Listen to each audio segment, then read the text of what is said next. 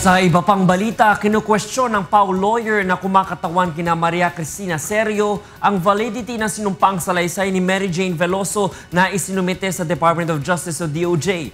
Mula sa Department of Justice, itong balita ni Roderick Mendoza live.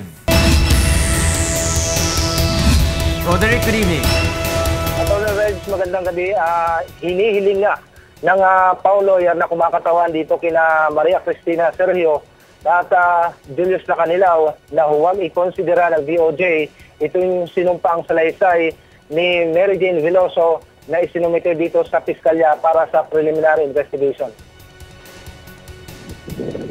Ayon kay Atty. Howard Areza, hindi naman personal na humarap sa piskalya si Veloso upang panumpaan ang kanyang salaysay kaya't hindi ito nararapat tanggapin ang naturang affidavit na ibinigay ni Veloso sa mga tauhan ng PIDEA na kumausap sa kanya nitong nakarang Marso ang nagsisilbing complaint laban kay Sergio at sa live-in partner nito na si Julius Lacanilaw.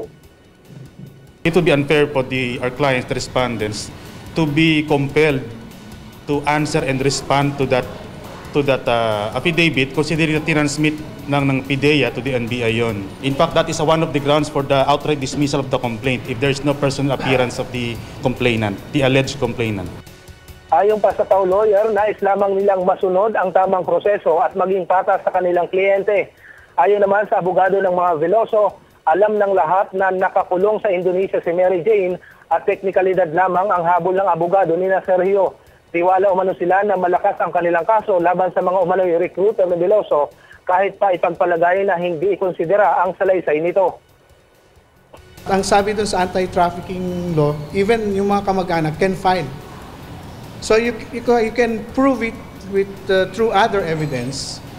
Hindi lang naman testimonial yung evidence.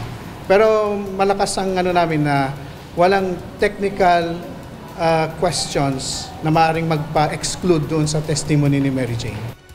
Samantala, nanumpa naman sa kanyang affidavit kanina ang dating asawa ni Veloso na si Michael Candelaria.